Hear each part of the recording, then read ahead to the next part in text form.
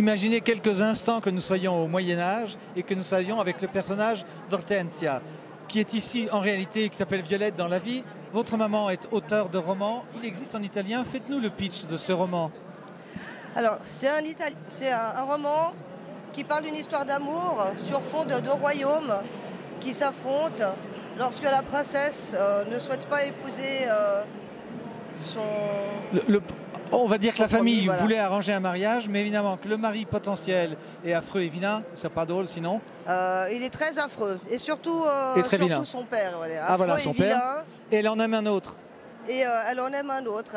Elle tombe amoureuse de son portraitiste, le peintre qui vient faire son portrait pour son futur époux. Et du coup, le futur époux, elle l'oublie très vite. Eh oui, le malheureux, mais on ne va pas déflorer l'histoire. Oui, oui. L'idée, c'est que c'est écrit en italien, que c'est une trilogie, que c'est écrit en italien, et qu'il faudrait passer ça en français. Alors, oui. Il faut faire des demandes, non pas de Marie, mais il faut un traducteur capable. Capable de, pas seulement de traduire, mais de, comment dire, de traduire le sentiment qu'il y a dans le roman. Parce que surtout au début, il y a beaucoup de sentiments. Et ça, c'est typique. Il y a beaucoup d'actions. Oui. Suite au refus du mariage. Est-ce qu'il y a beaucoup de morts? Quelques-uns. Oui, quand même, oui, on s'ennuie pas. Qui était Hortense alors? Décrivez-la moi, indépendamment du costume qui ressemble presque à ce qu'elle devait porter. Oui, presque. Oui. C'est une jeune fille assez naïve, assez innocente, très protégée par ses parents et par sa famille, parce qu'elle est très suivie, elle est très coucounée. Ça se passe dans quelle région d'Italie? Alors, c'est en Toscane.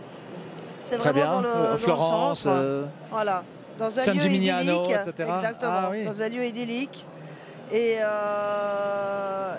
par ce refus, elle va, voir les réalités de la vie, et que la vie, elle n'est pas aussi rose qu'au sein de sa famille, protégée dans sa forteresse, dans son château fort.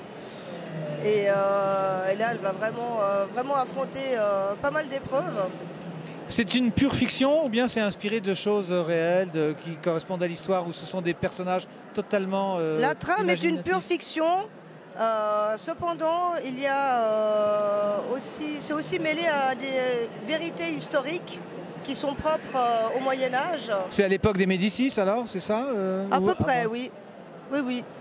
Donc avec toute la cruauté et aussi la magie au niveau des arts et de la culture qu'inspire le Moyen-Âge. Puis alors vous, d'être habillé comme Hortense à l'époque, je m'adresse à Violette cette fois, oui. Vous avez joué le jeu de venir au XXIe siècle, déguisé on va dire, mais oui. Vous arrivez à incarner le personnage, vous vous sentez Hortensia?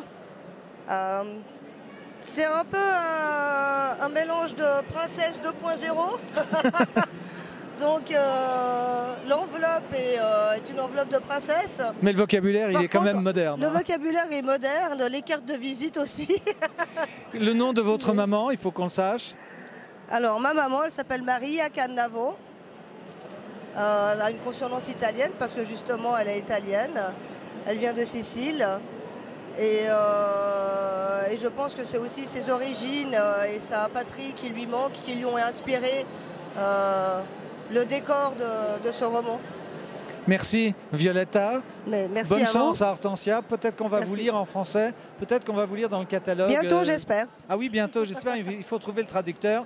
Et peut-être dans Euroclub en italien, on va peut-être trouver ce roman le temps qu'il soit inscrit à notre catalogue. Merci et puis bon voyage à vous. dans le temps et de nos jours.